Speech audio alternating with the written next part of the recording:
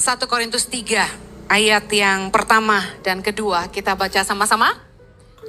Dan aku, saudara-saudara, pada waktu itu tidak dapat berbicara dengan kamu seperti dengan manusia rohani, tetapi hanya dengan manusia duniawi yang belum dewasa dalam Kristus. Ayat kedua, susulah yang kuberikan kepadamu bukanlah makanan keras, sebab kamu belum dapat menerimanya.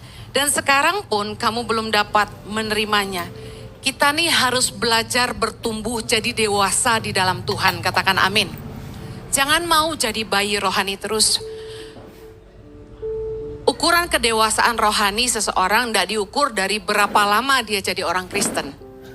Bisa jadi dari bayi dia udah jadi orang Kristen karena orang tuanya Kristen, tapi dia tidak dewasa dalam Tuhan.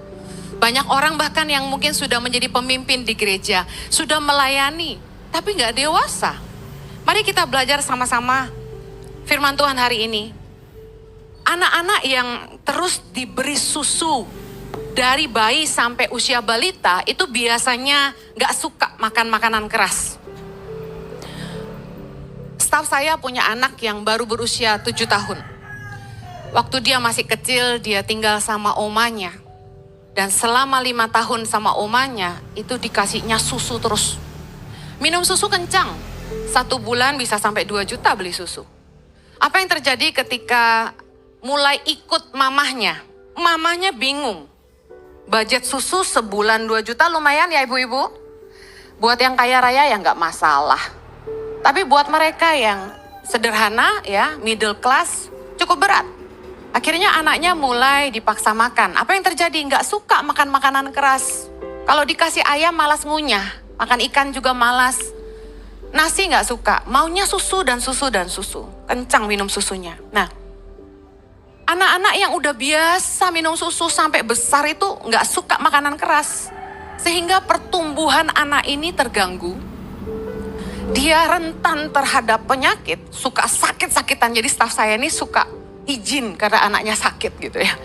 Dan apa yang menyebabkan? Karena ternyata asupan gizi yang kurang dan dia gampang terpapar penyakit karena dititipkan di childcare. Sama halnya dengan orang-orang Kristen yang gak suka makanan keras, sukanya susu-susu, khotbah yang lucu-lucu. Kalau dikotbahin yang keras dikit tersinggung, sakit hati ya. Makanya banyak orang yang komen gak suka sama saya karena khotbahnya keras. Tapi masalahnya kalau Anda tidak suka makanan keras, Anda tidak bisa bertumbuh jadi dewasa. Mungkin jadi besar seperti anak-anak ini, tapi rentan sama dosa dan gampang dipengaruhi sama godaan dunia. Mari belajar bertumbuh dewasa, ada 3 tanda kedewasaan dan kita akan belajar bagaimana menjadi dewasa. Yang pertama, tanda kedewasaan itu bisa bertanggung jawab atas hidup orang lain. Katakan sama-sama, bisa bertanggung jawab atas hidup orang lain. Ibrani 13 ayat yang ke-17 kita baca. 3, 2, 1. Taatilah pemimpin-pemimpinmu dan tunduklah kepada mereka. Sebab mereka berjaga-jaga atas jiwamu sebagai orang-orang yang harus bertanggung jawab atasnya. Dengan jalan itu mereka akan melakukannya dengan gembira, bukan dengan keluh kesah. Sebab hal itu tidak akan membawa keuntungan bagimu. Seorang pemimpin haruslah seseorang yang sudah dewasa rohani. Kenapa? Karena dia harus bisa bertanggung jawab atas hidup orang banyak. Salah satu kriteria seorang pemimpin yang dewasa adalah dia bisa bertanggung jawab atas hidup orang lain. Orang yang suka menyalahkan orang lain, victim mentality, nggak bisa jadi pemimpin. Karena ketika bawahan saya bikin salah, saya yang maju menghadapinya. Saya yang melindungi bawahan saya dan berkata, maaf saya yang salah. Berkali-kali ketika ada jemaat yang marah sama salah satu leader di ICI, terus mencecar, terus menyalahkan. Dan staf saya keras, tidak mau minta maaf, saya yang minta maaf. Saya bilang, maaf, mungkin saya gagal mengajar bawahan saya. Saya yang minta maaf atas kesalahan staf saya. Seorang pemimpin yang baik harus berani bertanggung jawab atas hidup orang banyak. Berdiri buat bawahannya, bukannya nyodorin bawahannya untuk melindungi dia. Seorang pemimpin yang baik harus bisa menempatkan kepentingan orang lain di atas kepentingannya sendiri. Kepentingan orang banyak di atas kepentingan pribadi. Nah, kalau Anda mau belajar jadi dewasa, orang yang dewasa bisa bertanggung jawab atas hidup orang lain. Untuk belajar jadi dewasa, kita harus keluar dari fokus kepentingan diri sendiri. Katakan, saya tidak boleh fokus pada diri sendiri. 3, 2, 1. Kalau Anda mau belajar dewasa, Anda nggak bisa fokusnya sama kepentinganmu aja. Nggak bisa fokusmu mencari keuntungan pribadi, nggak bisa. Orang kalau mau belajar bertanggung jawab atas orang lain, mesti mikirin orang lain. Ada orang lain di hatinya, lebih dari dirinya sendiri. Filipi 2:4 berkata, dan janganlah tiap-tiap orang hanya memperhatikan kepentingannya sendiri, tetapi kepentingan orang lain juga. Orang tua nggak akan jadi dewasa kalau nggak mau ngurus anak. Tapi seorang mama menjadi dewasa ketika dia menyingkirkan kepentingannya sendiri. Badannya nggak diurus, dia cuma ngurus anak. Dia mengorbankan dirinya. Seorang ayah bekerja keras, mengorbankan kepentingan sendiri untuk membesarkan anak-anaknya. Baru bisa jadi dewasa. Nah, orang yang kalau nikah nggak mau punya anak, ya gimana mau belajar dewasa? Nggak mau belajar bertanggung jawab atas hidup orang lain. Hanya orang dewasa yang bisa mengurus orang lain. Gunakan pinjaman Ada Kami sesuai kebutuhan kamu ya. Dengan limit hingga 80 juta dan cicilan sampai 12. Filipi 2 ayat 19, kita belajar dari Rasul Paulus. Kita baca ayat 19 sama-sama. 3, 2, 1. Tetapi dalam Tuhan Yesus, kuharap segera mengirimkan Timotius kepadamu, supaya tenang juga hatiku oleh kabar tentang hal ihwalmu. Karena tak ada seorang pun padaku yang sehati dan sepikir dengan dia, dan yang begitu bersungguh-sungguh memperhatikan kepentinganmu. Sebab semuanya mencari kepentingannya sendiri, bukan kepentingan Kristus Yesus. Ayat 22, kamu tahu bahwa kesetiaannya telah teruji, dan bahwa ia telah menolong aku dalam pelayanan Injil, sama seperti seorang anak menolong bapaknya. Ini ciri orang yang dewasa. Orang yang dewasa itu dikatakan gini, begitu bersungguh-sungguh memperhatikan kepentinganmu. Sementara gak ada yang seperti dia. Yang lain itu mencari kepentingannya sendiri, bukan kepentingan Kristus Yesus. Orang gak akan bisa jadi dewasa kalau mikirnya saya, gak mikirin orang lain. Dan pergumulan yang tersulit dalam pelayanan saya adalah menemukan orang yang sehati dan sepikir. Yang kalau saya tuh mau pergi, bisa saya titipin gitu loh. Bisa mengerjakan yang harus dikerjakan seperti seolah-olah itu saya. Paham ya? Jadi seperti gini. Satu kali staf saya sakit. Saya ini lagi di luar waktu itu. Lalu saya bilang begini sama tim di Jakarta. Saya sebut salah satu staf. Saya sebut namanya. Kenapa selalu dia? Karena saya lihat dia yang paling perhatian. Tolong urus ya. Tolong bawa ke rumah sakit, tolong urus baik-baik. Anak-anak saya ini dan staf-staf saya sudah tahu mamah tuh standarnya seperti apa kalau ngurus orang. Kalau memperlakukan tamu tuh standarnya seperti apa. Mereka paham sebenarnya. Tapi apa yang terjadi ketika saya pulang dan saya ke rumah sakit mengunjungi staf saya ini? Apa yang terjadi? Rumah sakitnya jelek banget. Nggak terurus, staf saya hampir mati. Saya nangis, saya sedih, saya marah. Saya bilang, kalian ini gak punya kasih. Kenapa kalian perlakukan dia seperti ini? Kenapa kalian gak bisa melihat dia seperti dirimu sendiri? Yang nganterin ke rumah sakit aja ngoceh-ngoceh. Aduh, udah mau pulang belum nih, digigitin nyamuk nih. Bayangin, saya marah. Tiba-tiba anak saya bilang gini, anak asuh saya. Maaf mama. Kami sebenarnya sudah tahu standarnya mama. Maaf, kalau enggak seperti yang mama mau. Udah tahu. Kalau saya pasti pilih rumah sakit yang bagus. Kita tuh enggak pelit. Urus yang baik. Hampir mati orang. Rumah sakit itu terlalu keterlaluan. Saya enggak sebut namanya. Staf saya itu salah diagnosa. Salah dikasih obat.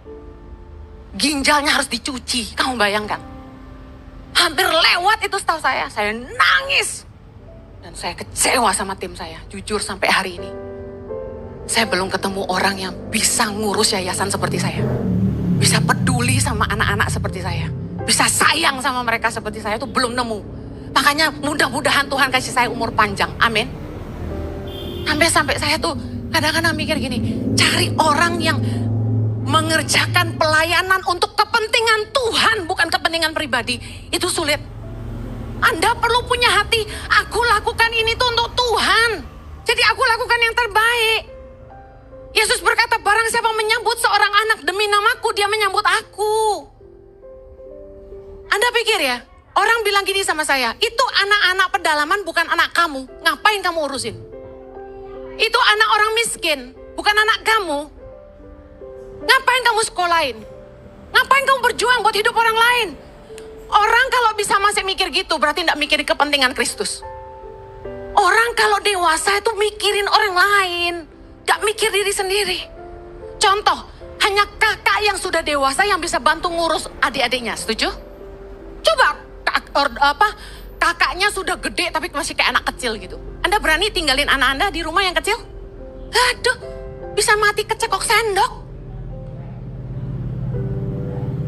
Filipi 2 ayat 22 tadi dikatakan Timotius itu kesetiaannya telah teruji, bahwa ia telah menolong Rasul Paulus dalam pelayanan Injil, sama seperti anak menolong bapaknya. Anak yang sudah dewasa, yang bisa mengambil bagian dalam tanggung jawab orang tuanya. Yang mengerti katakan amin. Contoh, udah usah susah-susah lah anak-anak yang baru besar. Kalau mereka udah mulai dewasa nih, Anda bisa lihat. Mereka mau ambil bagian dalam tanggung jawab ngurus rumah. Contoh, bantu mama cuci piring, bantu di dapur, bantu sapu nyepel. Kalau tahu nggak punya pembantu di rumah, dia nggak onggak-onggak kaki, dia bantuin mamahnya, mandiin adiknya. Paling minim gini, rapiin kamar sendiri deh. Saya ketemu anak umur udah 20, nyuci baju sendiri aja nggak mau. Anak gadis, maaf, pakaian dalam aja masih mamanya yang cuciin. Umur 20-an. Bantu nyapu nggak mau. Alasannya sibuk. Mamanya juga sibuk. Masak nggak mau. Beresin rumah nggak mau. Jujur ya, saya paling nggak betah ke rumah orang yang berantakan. Saya kasihan sama mamahnya. Nggak punya pembantu, mamanya sendirian yang bersihin, nyapu, ngepel, nyuci, setrika, masak. Anak cewek gede-gede, gak ada satupun yang mau bantu. Anak saya dari kecil umur 8 tahun, ikut saya pelayanan kemanapun. Chloe Zoe bantu mama jemur baju. Chloe bantu saya setrika. Sekarang anak saya, luar biasa. Dia lihat pembantu sibuk masak, dia setrika sendiri. Anak kalau udah besar cuma taunya pacaran. Main, bukannya ngambil tanggung jawab bantu orang tua, bikin malu. Kalau dibilangin, kamu masih kecil gak terima. Anak kalau sudah mau dianggap dewasa, harus bantu orang tua. Jangan udah lulus kuliah, bukannya kerja, malah main game. Tidur larut malam, bangun siang. Harusnya bantu orang tua, bukan bebanin orang tua. Anak umur 20-an tahun, udah lulus kuliah, kalau masih gak kerja, jangan dikasih makan. Karena firman Tuhan berkata, orang yang tidak mau bekerja, jangan makan. Anak-anak yang kalau sudah mulai beranjak dewasa, kalau mau dianggap dewasa sama orang tua, harus bisa ngurus diri sendiri. Bu Heni, banyak anak muda bilang gini, Kak Heni, orang tua saya toksik, banyak ngatur. Saya nggak cocok dekat sama orang tua saya. Apa yang saya harus lakukan? Saya jawab sederhana, mandirilah, pindahlah. Ongkosi dirimu sendiri. Kasih duit orang tuamu.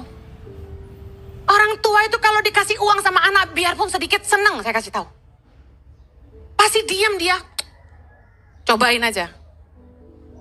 Nih yang sudah pengen nikah, angkat tangan. Hanya yang sudah dewasa yang boleh nikah. Katakan amin. Anda kalau mau nikah tuh harus sudah bisa ngurus orang lain.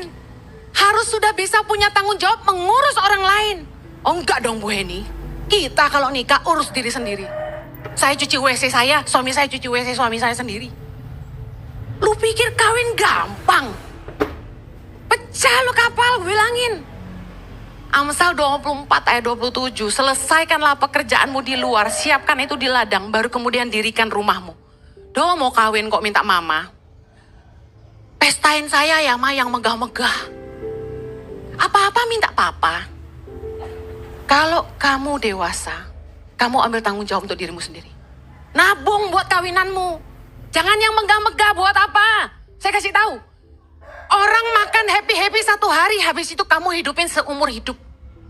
Yang harus dipersiapkan tuh pernikahan, bukan pestanya. Jadi Cinderella 1 malam. Forget it, habis itu lu jadi inem selamanya. Tanda kedewasaan bisa bertanggung jawab atas hidup orang lain. Untuk belajar menjadi dewasa, kita harus keluar dari fokus kepentingan diri sendiri. Katakan amin.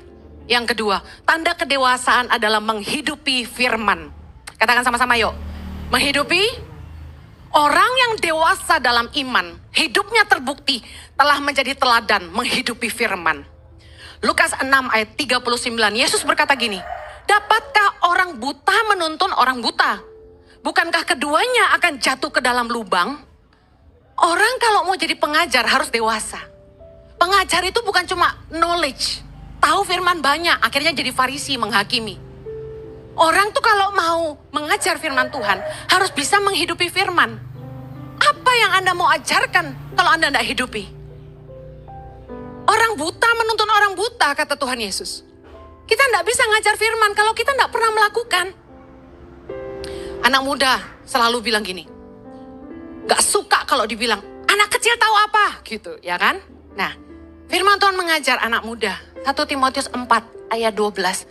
Jangan seorang pun menganggap engkau rendah karena engkau muda. Anak-anak muda katakan amen. Jadilah teladan bagi orang-orang percaya dalam perkataanmu, dalam tingkah lakumu, dalam kasihmu, dalam kesetiaanmu, dalam kesucianmu. Orang yang dewasa dalam iman, hidupnya menjadi teladan dalam menghidupi firman di rumah maupun di luar rumah. Dan mampu mengurus keluarganya sendiri. 1 Timotius 3, kita lihat ayat yang kedua. Sama-sama baca. Karena itu penilik jemaat haruslah seorang yang tak bercacat. Suami dari 1 istri, bukan 10. Dapat menahan diri, bijaksana, sopan, suka memberi tumpangan, cakap mengajar orang. Bukan peminum, bukan pemarah, melainkan peramah. Pendamai, bukan hamba uang. Seorang kepala keluarga yang baik, disegani dan dihormati oleh anak-anaknya. Ayat 5, jikalau seorang tidak tahu mengepalai keluarganya sendiri, bagaimanakah ia dapat mengurus jemaat Allah? Ayat 6, janganlah ia seorang yang baru bertobat, agar jangan ia menjadi sombong dan kena hukuman iblis. Ayat 7, hendaklah ia juga mempunyai nama baik di luar jemaat, agar jangan ia digugat orang dan jatuh ke dalam jerat iblis. Orang yang dewasa dalam iman terbukti menghidupi firman di dalam rumah dan di luar rumah. Katakan amin. Banyak orang cuma jago kandang atau jago di panggung aja. Tapi kalau Anda dewasa, hidupmu jadi teladan di rumah maupun di luar rumah. Hanya orang yang dewasa yang bisa dipercaya. Katakan amin. Kita nggak mungkin mempercayakan sesuatu yang besar kepada anak kecil. Anda berani titip kunci rumah atau kunci mobil sama anakmu yang di sekolah minggu? Simpen ya nak, jangan hilang. Kunci berangkas mama, simpen ya, jangan hilang. Berani? Gak berani. Orang yang belum dewasa gak bisa dipercaya. Nah, orang yang mau dipercaya Tuhan dalam pelayanan, dalam bisnis, usaha, Anda pengen dipercaya Tuhan, Anda harus bisa dipercaya Tuhan. Makanya dalam pelayanan tuh kita nggak boleh ngangkat leader dari orang yang baru bertobat. Karena udah pasti mereka belum dewasa. Nah, tanda kedewasaan adalah menghidupi firman. Nah, untuk belajar menjadi dewasa, nggak ada lain. Anda harus belajar menghidupi firman yang Anda baca. Karena ketika Anda menjadi seorang pemimpin, Anda harus mengajarkan apa yang Anda lakukan. Amin. Banyak kali Pemimpin-pemimpin rohani menjadi batu sandungan. Kenapa? Karena mereka cuma bisa mengajarkan tapi tidak melakukan. Mereka tidak menghidupi apa yang mereka imani. They don't walk the talk. Sehingga apa yang terjadi di gereja, orang keluar masuk. Kalau Anda mau dewasa, Anda harus ngerti firman dan menghidupi firman. Gue gak peduli seberapa banyak lu tahu. Gue peduli seberapa banyak lu lakukan. Biarpun cuma sedikit. Gak usah aneh-aneh deh. Matius 7:12 deh. Hafalin tuh luar kepala. Masukin di hati. Telen. Dan lakukan. Perbuatlah kepada orang lain sebagaimana Anda ingin orang lain perbuat kepada Anda. Treat others the way you want to be treated. Just do that one thing. Renungin dalam-dalam. Kalau gue gak suka direndahin, gue gak boleh ngerendahin orang lain. Kalau gue gak suka dirugikan, gue gak boleh ngerugin orang lain. Kalau gue gak suka dihina, gue gak boleh ngehina orang lain. Segampang itu. Tapi ngelakuinnya gampang gak?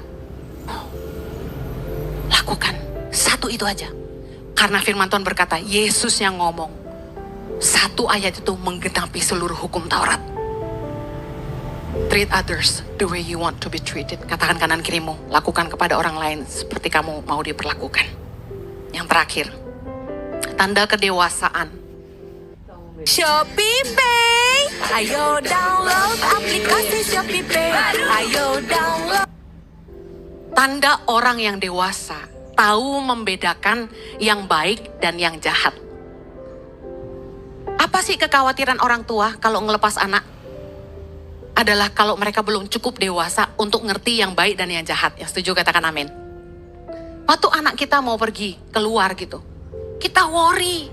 Paham gak dia kalau diajak temen minum minuman keras itu salah? Yang kita takutkan apa? Anak kita gak ngerti yang baik dan yang jahat. Nah, tanda kedewasaan.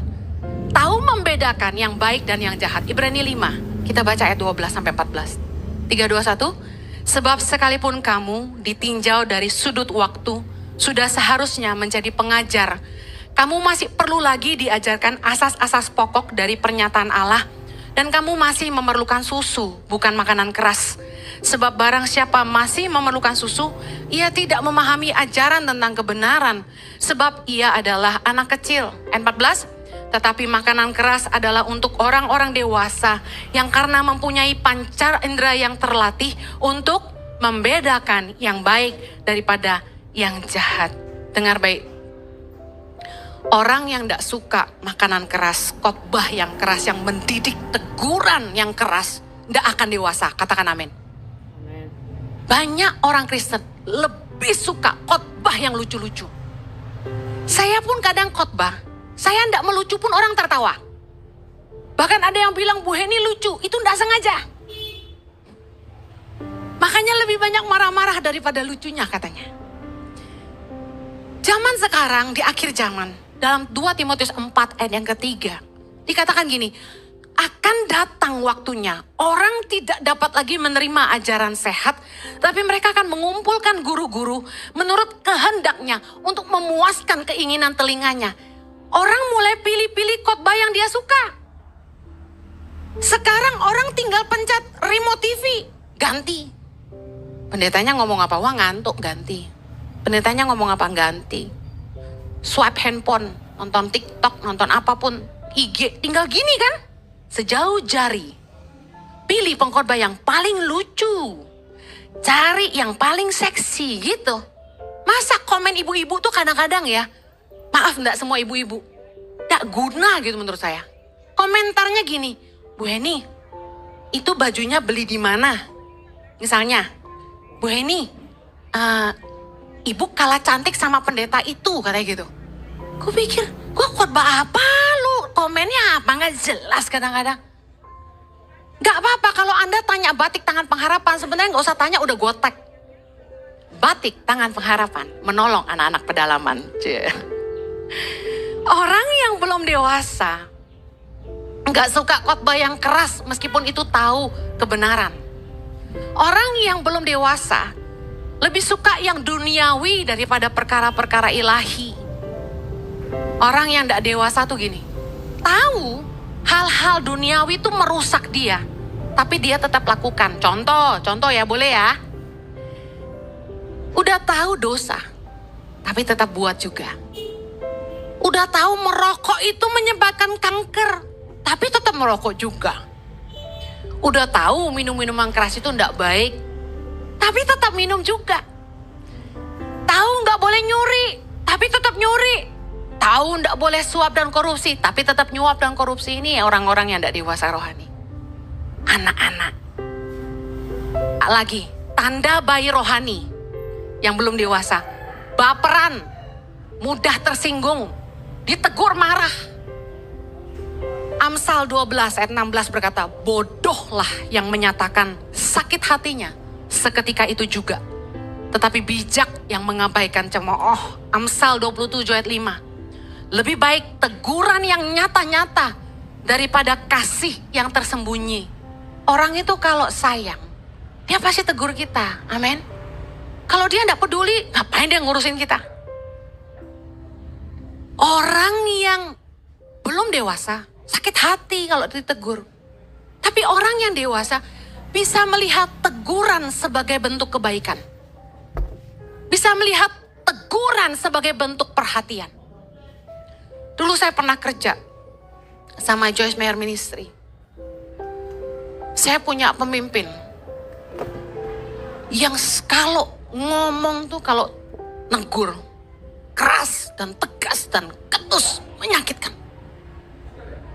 Dibodoh-bodohi juga pernah saya. Tapi saya tidak sakit hati.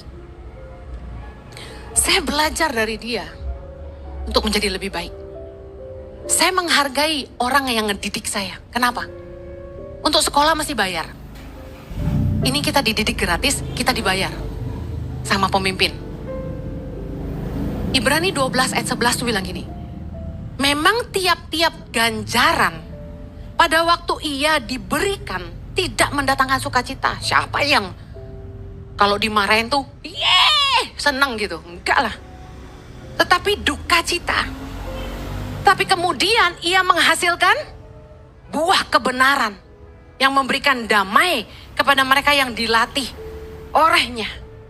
Orang yang gak mau dididik keras gak akan dewasa. Saya bersyukur saya ketemu pemimpin yang keras, yang ngedidik saya. Sampai saya ada hari ini. Saya bersyukur Tuhan itu kasih saya sekolahnya skala internasional. Saya pulang dari Australia ke Indonesia karena panggilan. Dan langsung di trainingnya tuh sama skala internasional gitu. Joyce Meyer Ministry. Dan di situ saya ditempa. Punya bos orang Amerika tuh gak mudah. Keras. Jam 2 pagi suruh kirim laporan harus bangun saya. Coba Anda. Isu gitu ya. Saya taat. Dimarahin saya diam. Saya menundukkan diri. Hari ini Tuhan promosi saya. Kami duduk ngopi jadi teman. Kemarin dia datang visit dari Amerika, dia cari kami. Ngajak Jojo ketemu. Akhirnya kami ngopi di hotel tempat dia nginep. Kalau dulu saya sakit hati, saya tidak akan dipromosi. Tapi karena saya belajar dari teguran-teguran dan didikan dia. Hari ini ketika saya dipromosi Tuhan, saya bisa duduk semeja sama orang yang pernah menjadi pendidik dalam hidup saya. Saya ngopi sama dia. Dan saya traktir dia. Karena berkat dialah saya ada hari ini. Amen. Amsal 29 ayat 1. Siapa bersih tegang leher, walaupun telah mendapat teguran, akan sekonyong-konyong diremukkan tanpa dapat dipulihkan lagi. Orang yang ngotot gitu loh, kalau udah ditegur masih ngotot gitu. Hati-hati. Amsal 15 ayat 10, baca sama-sama. Didikan yang keras adalah bagi orang yang meninggalkan jalan yang benar. Dan siapa benci kepada teguran, akan mati. Jangan marah kalau Anda ditegur. Berubah. Belajar. Lihat teguran sebagai kebaikan untuk pertumbuhan. Kalau Anda mau dewasa, Anda harus rendah hati untuk menerima teguran dan memperbaiki kesalahan. Saya akhiri. Tanda kedewasaan adalah tahu membedakan yang baik dan yang jahat. Dan untuk belajar jadi dewasa, Anda harus mau rendah hati untuk dididik. Karena itu untuk kebaikan. Ingat tadi tanda kedewasaan yang pertama, belajar bertanggung jawab atas hidup orang lain. Untuk belajar jadi dewasa, Anda harus keluar dari kepentingan diri sendiri, fokus mencari keuntungan pribadi. Yang kedua, Tanda orang dewasa itu menghidupi firman. Dan untuk jadi dewasa, Anda harus melakukan firman. Karena Anda harus bisa mengajarkan yang Anda lakukan. Yang terakhir, tanda kedewasaan itu bisa membedakan yang baik. Anda harus mau rendah hati. Filipi 2, ayat 19, kita belajar dari Rasul Paulus. Kita baca ayat 19 sama-sama. 3, 2, 1. Tetapi dalam Tuhan Yesus, kuharap segera mengirimkan Timotius kepadamu, supaya tenang juga hatiku oleh kabar tentang hal ihwalmu. Karena tak ada seorang pun padaku yang sehati dan sepikir dengan dia, dan yang begitu bersungguh-sungguh memperhatikan kepentinganmu. Sebab semuanya mencari kepentingannya sendiri, bukan kepentingan Kristus Yesus. Ayat 22. Kamu tahu bahwa kesetiaannya telah teruji dan bahwa ia telah menolong aku dalam pelayanan Injil sama seperti seorang anak menolong bapaknya. Ini ciri orang yang dewasa. Orang yang dewasa itu dikatakan gini, begitu bersungguh-sungguh memperhatikan kepentinganmu. Sementara gak ada yang seperti dia. Yang lain itu mencari kepentingannya sendiri, bukan kepentingan Kristus Yesus. Orang gak akan bisa jadi dewasa kalau mikirnya saya, gak mikirin orang lain. Dan pergumulan yang tersulit dalam pelayanan saya adalah menemukan orang yang sehati dan sepikir. Yang kalau saya tuh mau pergi, bisa saya titipin gitu loh. Bisa mengerjakan yang harus dikerjakan seperti seolah-olah itu saya. Paham ya? Jadi seperti gini. Satu kali staf saya sakit. Saya ini lagi di luar waktu itu. Lalu saya bilang begini sama tim di Jakarta. Saya sebut salah satu staf. Saya sebut namanya. Kenapa selalu dia? Karena saya lihat dia yang paling perhatian. Tolong urus ya. Tolong bawa ke rumah sakit. Tolong urus baik-baik. Anak-anak saya ini dan staf-staf saya sudah tahu mamah tuh standarnya seperti apa kalau ngurus orang. Kalau memperlakukan tamu tuh standarnya seperti apa. Mereka paham sebenarnya. Tapi apa yang terjadi ketika saya pulang dan saya ke rumah sakit mengunjungi staf saya ini. Apa yang terjadi? Rumah sakitnya jelek banget. Nggak terurus. Staf saya hampir mati. Saya nangis. Saya sedih. Saya marah. Saya bilang, kalian ini nggak punya kasih. Kenapa kalian perlakukan dia seperti ini? Kenapa kalian tidak bisa melihat dia seperti dirimu sendiri?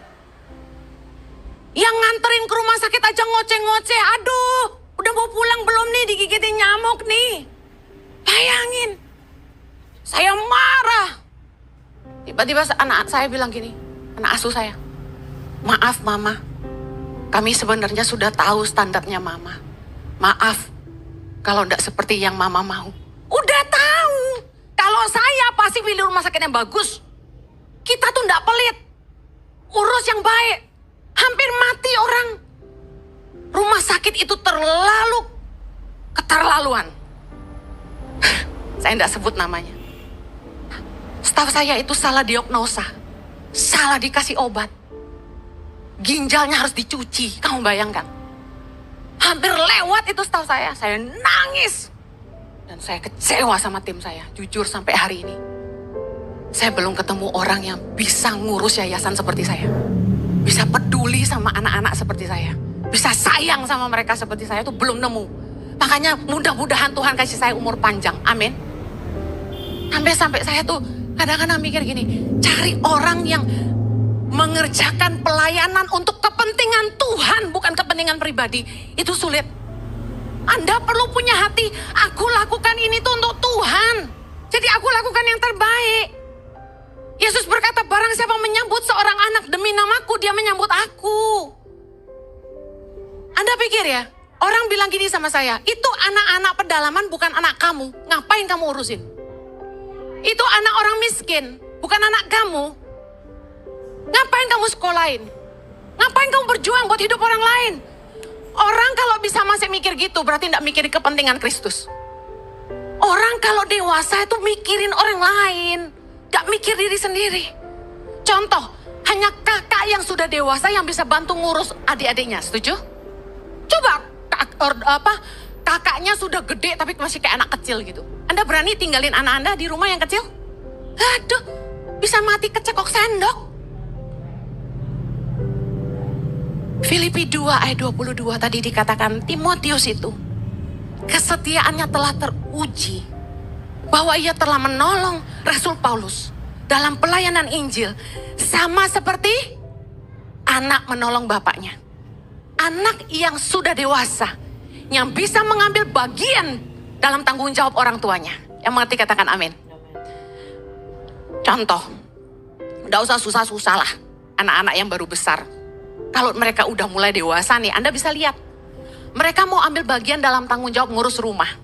Contoh, bantu mama cuci piring, bantu di dapur, bantu sapu nyepel. Kalau tahu nggak punya pembantu di rumah, dia nggak onggak-onggak kaki, dia bantuin mamahnya, mandiin adiknya. Paling minim gini, rapiin kamar sendiri deh. Saya ketemu anak umur udah 20, nyuci baju sendiri aja nggak mau. Anak gadis, maaf, pakaian dalam aja masih mamanya yang cuciin. Umur 20-an. Bantu nyapu nggak mau. Alasannya sibuk. Mamanya juga sibuk. Masak nggak mau. Beresin rumah nggak mau. Jujur ya, saya paling nggak betah ke rumah orang yang berantakan. Saya kasihan sama mamahnya. Nggak punya pembantu, mamanya sendirian yang bersihin, nyapu, ngepel, nyuci, setrika, masak. Anak cewek gede-gede, gak ada satupun yang mau bantu. Anak saya dari kecil umur 8 tahun, ikut saya pelayanan kemanapun. Chloe Zoe bantu mama jemur baju. Chloe bantu saya setrika. Sekarang anak saya, luar biasa. Dia lihat pembantu sibuk masak, dia setrika sendiri. Anak kalau udah besar cuma taunya pacaran. Main, bukannya ngambil tanggung jawab bantu orang tua, bikin malu. Kalau dibilangin, kamu masih kecil gak terima. Anak kalau sudah mau dianggap dewasa, harus bantu orang tua. Jangan udah lulus kuliah, bukannya kerja, malah main game. Tidur larut malam, bangun siang. Harusnya bantu orang tua, bukan bebanin orang tua. Anak umur 20-an tahun, udah lulus kuliah, kalau masih gak kerja, jangan dikasih makan. Karena firman Tuhan berkata, orang yang tidak mau bekerja, jangan makan. Anak-anak yang kalau sudah mulai beranjak dewasa, kalau mau dianggap dewasa sama orang tua, harus bisa ngurus diri sendiri. Bu Heni, banyak anak muda bilang gini, Kak Heni, orang tua saya toksik, banyak ngatur. Saya nggak cocok dekat sama orang tua saya. Apa yang saya harus lakukan? Saya jawab sederhana, mandirilah, pindahlah. Ongkosi dirimu sendiri. Kasih duit orang tuamu. Orang tua itu kalau dikasih uang sama anak, biarpun sedikit seneng, saya kasih tahu. Pasti diam dia. Cobain aja. Nih yang sudah pengen nikah, yang pengen nikah angkat tangan. Hanya yang sudah dewasa yang boleh nikah. Katakan amin. Anda kalau mau nikah tuh harus sudah bisa ngurus orang lain. Harus sudah bisa punya tanggung jawab mengurus orang lain. Oh enggak dong Bu Heni. Kita kalau nikah urus diri sendiri. Saya cuci WC saya, suami saya cuci WC suami saya sendiri. Lu pikir kawin gampang? Pecah lu kapal, gue bilangin. Amsal 24 ayat 27. Selesaikanlah pekerjaanmu di luar, siapkan itu di ladang, baru kemudian dirikan rumahmu. Do mau kawin kok minta mama. Pestain saya ya ma yang megah-megah. Apa-apa minta papa. Kalau kamu dewasa, kamu ambil tanggung jawab untuk dirimu sendiri. Nabung buat kawinanmu. Jangan yang megah-megah buat apa? Saya kasih tahu. Orang makan happy-happy satu hari, habis itu kamu hidupin seumur hidup. Yang harus dipersiapkan tuh pernikahan, bukan pestanya. Jadi Cinderella satu malam. Forget it, habis itu lu jadi inem selamanya. Tanda kedewasaan bisa bertanggung jawab atas hidup orang lain. Untuk belajar menjadi dewasa, kita harus keluar dari fokus kepentingan diri sendiri. Katakan amin.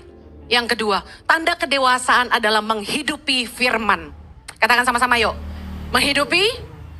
Orang yang dewasa dalam iman, hidupnya terbukti telah menjadi teladan menghidupi firman. Lukas 6 ayat 39, Yesus berkata gini, dapatkah orang buta menuntun orang buta? Bukankah keduanya akan jatuh ke dalam lubang? Orang kalau mau jadi pengajar harus dewasa. Pengajar itu bukan cuma knowledge, tahu firman banyak, akhirnya jadi Farisi menghakimi. Orang tuh kalau mau mengajar firman Tuhan, harus bisa menghidupi firman. Apa yang Anda mau ajarkan kalau Anda tidak hidupi? Orang buta menuntun orang buta, kata Tuhan Yesus. Kita tidak bisa ngajar firman kalau kita tidak pernah melakukan. Anak muda selalu bilang gini, gak suka kalau dibilang, anak kecil tahu apa? Gitu, ya kan? Nah, firman Tuhan mengajar anak muda. 1 Timotius 4 ayat 12. Jangan seorang pun menganggap engkau rendah karena engkau muda. Anak-anak muda katakan amen. Jadilah teladan bagi orang-orang percaya dalam perkataanmu, dalam tingkah lakumu, dalam kasihmu, dalam kesetiaanmu, dalam kesucianmu. Orang yang dewasa dalam iman, hidupnya menjadi teladan dalam menghidupi firman di rumah maupun di luar rumah. Dan mampu mengurus keluarganya sendiri. 1 Timotius 3, kita lihat ayat yang kedua. Sama-sama baca. Karena itu penilik jemaat haruslah seorang yang tak bercacat, suami dari satu istri, bukan 10, dapat menahan diri, bijaksana, sopan, suka memberi tumpangan, cakap mengajar orang, bukan peminum, bukan pemarah, melainkan peramah, pendamai, bukan hamba uang, seorang kepala keluarga yang baik, disegani dan dihormati oleh anak-anaknya. Ayat 5, jikalau seorang tidak tahu mengepalai keluarganya sendiri, bagaimanakah ia dapat mengurus jemaat Allah? Ayat 6, janganlah ia seorang yang baru bertobat, agar jangan ia menjadi sombong dan kena hukuman iblis. Ayat 7, hendaklah ia juga mempunyai nama baik di luar jemaat, agar jangan ia digugat orang dan jatuh ke dalam jerat iblis. Orang yang dewasa dalam iman terbukti menghidupi firman di dalam rumah dan di luar rumah. Katakan amin. Banyak orang cuma jago kandang atau jago di panggung aja. Tapi kalau Anda dewasa, hidupmu jadi teladan di rumah maupun di luar rumah. Hanya orang yang dewasa yang bisa dipercaya. Katakan amin. Kita nggak mungkin mempercayakan sesuatu yang besar kepada anak kecil. Anda berani titip kunci rumah atau kunci mobil sama anakmu yang di sekolah minggu? Simpen ya nak, jangan hilang. Kunci berangkas mama, simpen ya, jangan hilang. Berani? Gak berani. Orang yang belum dewasa gak bisa dipercaya. Nah, orang yang mau dipercaya Tuhan dalam pelayanan, dalam bisnis, usaha, Anda pengen dipercaya Tuhan, Anda harus bisa dipercaya Tuhan. Makanya dalam pelayanan tuh kita nggak boleh ngangkat leader dari orang yang baru bertobat. Karena udah pasti mereka belum dewasa. Nah, tanda kedewasaan adalah menghidupi firman. Nah, untuk belajar menjadi dewasa, nggak ada lain. Anda harus belajar menghidupi firman yang Anda baca. Karena ketika Anda menjadi seorang pemimpin, Anda harus mengajarkan apa yang Anda lakukan. Amin. Banyak kali pemimpin-pemimpin rohani menjadi batu sandungan. Kenapa? Karena mereka cuma bisa mengajarkan tapi tidak melakukan. Mereka tidak menghidupi apa yang mereka imani. They don't walk the talk. Sehingga apa yang terjadi di gereja, orang keluar masuk. Kalau Anda mau dewasa, Anda harus ngerti firman dan menghidupi firman. Gue gak peduli seberapa banyak lu tahu. Gue peduli seberapa banyak lu lakukan. Biarpun cuma sedikit. Gak usah aneh-aneh deh. Matius 7:12 deh. Hafalin tuh luar kepala. Masukin di hati. Telen. Dan lakukan. Perbuatlah kepada orang lain sebagaimana Anda ingin orang lain perbuat kepada Anda. Treat others the way you want to be treated. Just do that one thing. Renungin dalam-dalam. Kalau gue gak suka direndahin, gue gak boleh ngerendahin orang lain. Kalau gue gak suka dirugikan, gue gak boleh ngerugiin orang lain. Kalau gue gak suka dihina, gue gak boleh ngehina orang lain. Segampang itu. Tapi ngelakuinnya gampang gak? Lakukan. Satu itu aja. Karena firman Tuhan berkata, Yesus yang ngomong. Satu ayat itu menggenapi seluruh hukum Taurat. Treat others the way you want to be treated. Katakan kanan kirimu, lakukan kepada orang lain seperti kamu mau diperlakukan. Yang terakhir, tanda kedewasaan. Tanda orang yang dewasa tahu membedakan yang baik dan yang jahat. Apa sih kekhawatiran orang tua kalau ngelepas anak? Adalah kalau mereka belum cukup dewasa untuk ngerti yang baik dan yang jahat. Yang setuju katakan amin. Waktu anak kita mau pergi keluar gitu, kita worry. Paham gak dia kalau diajak temen minum minuman keras itu salah? Yang kita takutkan apa? Anak kita gak ngerti yang baik dan yang jahat. Nah, tanda kedewasaan. Tahu membedakan yang baik dan yang jahat. Ibrani 5, kita baca ayat 12-14. 3, 2, 1. Sebab sekalipun kamu ditinjau dari sudut waktu, sudah seharusnya menjadi pengajar. Kamu masih perlu lagi diajarkan asas-asas pokok dari pernyataan Allah. Dan kamu masih memerlukan susu, bukan makanan keras. Sebab barang siapa masih memerlukan susu, ia tidak memahami ajaran tentang kebenaran. Sebab ia adalah anak kecil. Ayat 14. Tetapi makanan keras adalah untuk orang-orang dewasa yang karena mempunyai pancar indera yang terlatih untuk membedakan yang baik daripada yang jahat. Dengar baik. Orang yang tidak suka makanan keras, khotbah yang keras, yang mendidik, teguran yang keras, tidak akan dewasa. Katakan amin. Banyak orang Kristen lebih suka khotbah yang lucu-lucu. Saya pun kadang khotbah, saya tidak melucu pun orang tertawa. Bahkan ada yang bilang, Bu Heni lucu, itu tidak sengaja. Makanya lebih banyak marah-marah daripada lucunya katanya.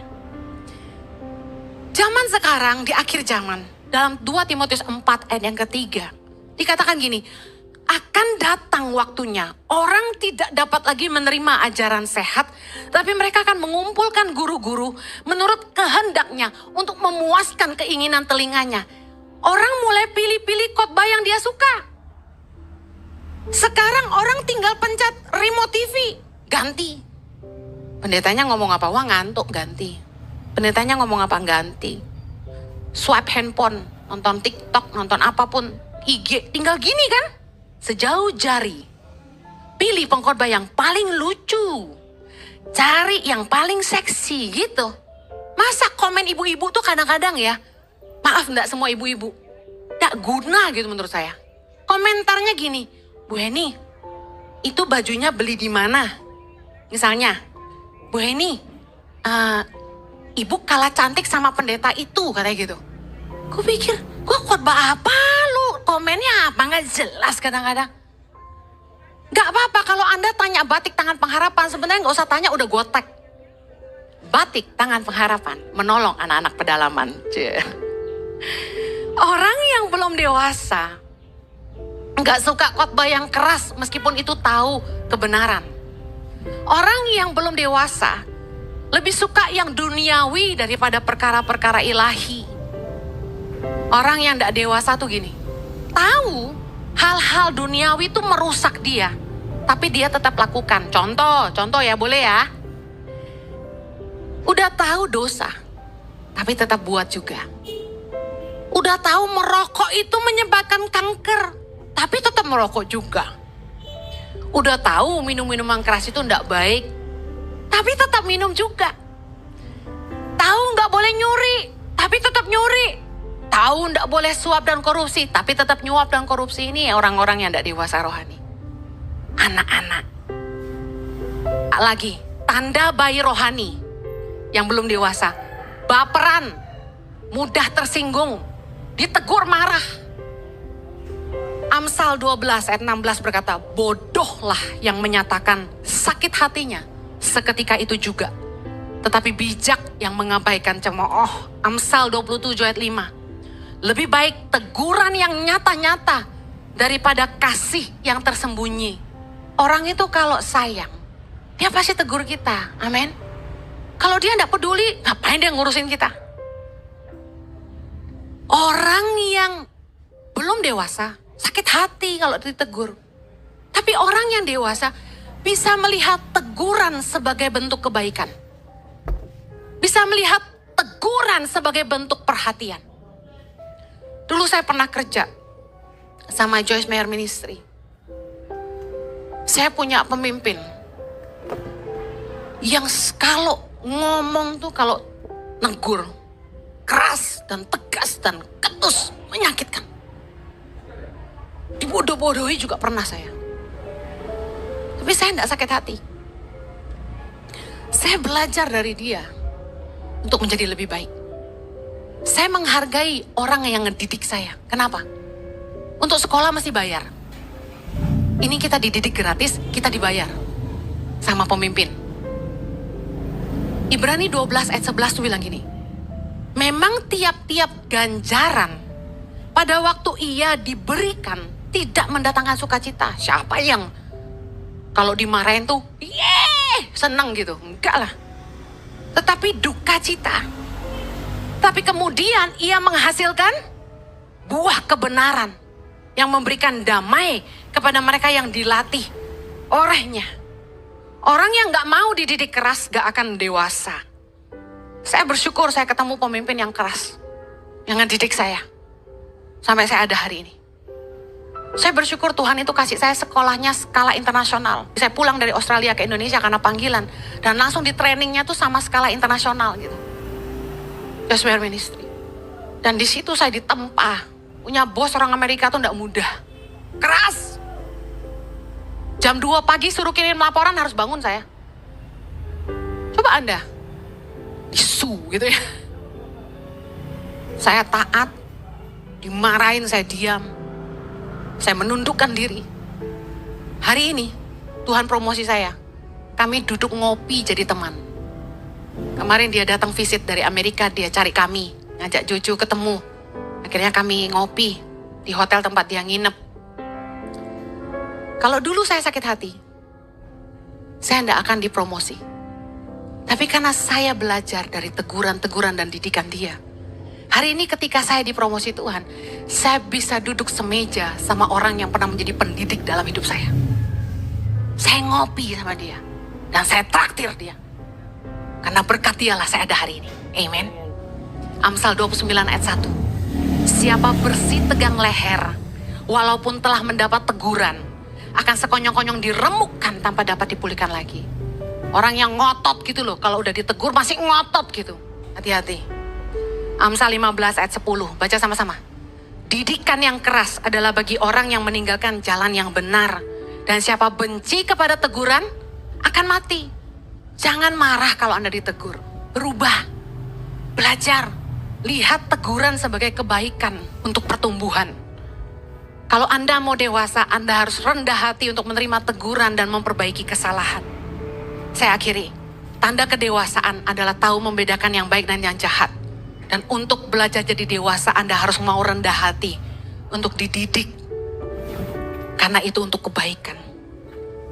Ingat tadi tanda kedewasaan yang pertama, belajar bertanggung jawab atas hidup orang lain. Untuk belajar jadi dewasa, Anda harus keluar dari kepentingan diri sendiri, fokus mencari keuntungan pribadi. Yang kedua, tanda orang dewasa itu menghidupi firman. Dan untuk jadi dewasa, Anda harus melakukan firman. Karena Anda harus bisa mengajarkan yang Anda lakukan. Yang terakhir, tanda kedewasaan itu bisa membedakan yang baik. Anda harus mau rendah hati.